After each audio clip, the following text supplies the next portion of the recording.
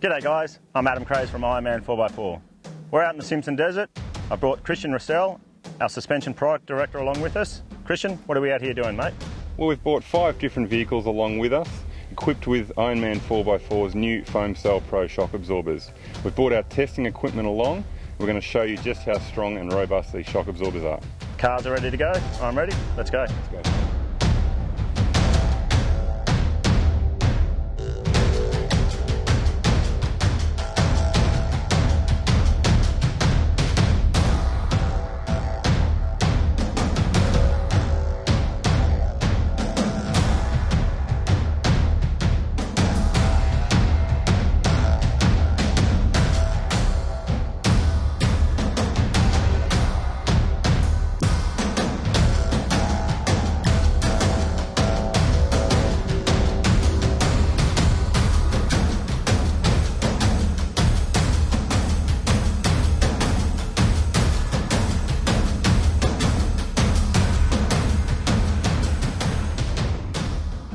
So, we're back in the workshop after having completed a 5,000 kilometre journey to Australia's Simpson Desert.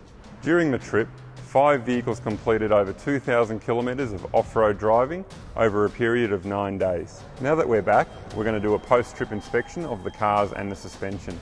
We're going to take the suspension off the cars and review the shocks for any degradation. As you can see, the rear suspension's been working hard, especially the shocks, which have been blasted by rock and sand. This highlights the vulnerability of your shocks and why Ironman 4x4 use a twin tube design. Whilst the paint on the shocks has been worn down, the shock is still performing well, so let's whip them off and get them on the dyno.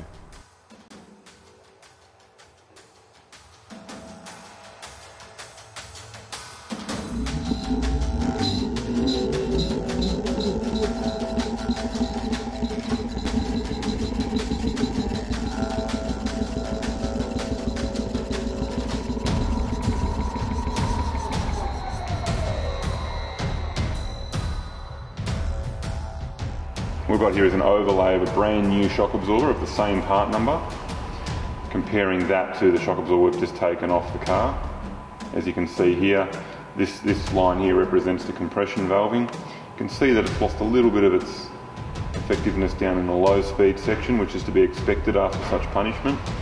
The rebound portion of the valving is quite consistent, and it hasn't actually deducted much from its performance.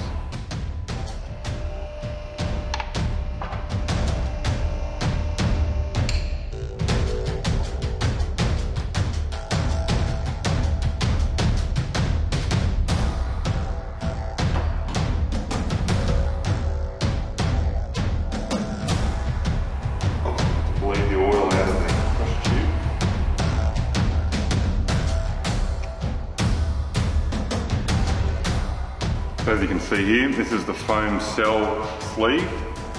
This is in replacement of the pressurised nitrogen gas. This allows us to keep the gas captive inside the foam sleeve so it doesn't actually mix with the oil. Perfect for use in very hot, rough climates where cavitation is a threat by separating that gas from the oil.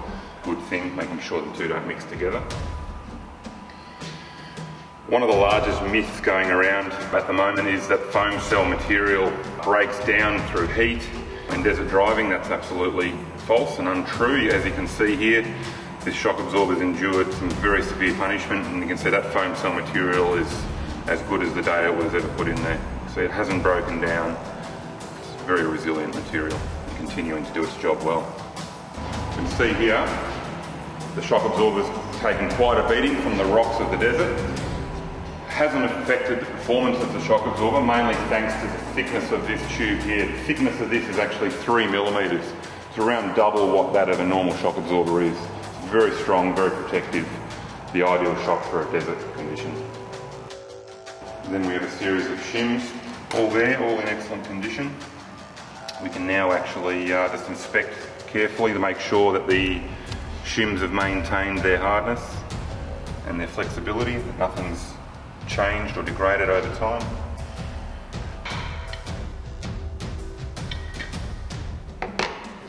That's the foot valve, which is positioned at the bottom of the shock, which is predominantly responsible for the compression valving in the shock absorber. All appears to be in good condition. Let's just tear it apart and have a look. Right, and there we have the internal piston configuration of the foam cell Crow shock absorber. Everything checks out okay. There's nothing there which is abnormally worn or out of service. We could put this shock absorber back together, put it straight back on the car, give it a nice fresh belly of oil, and away we go again. And there we have it, ready to go back in the car.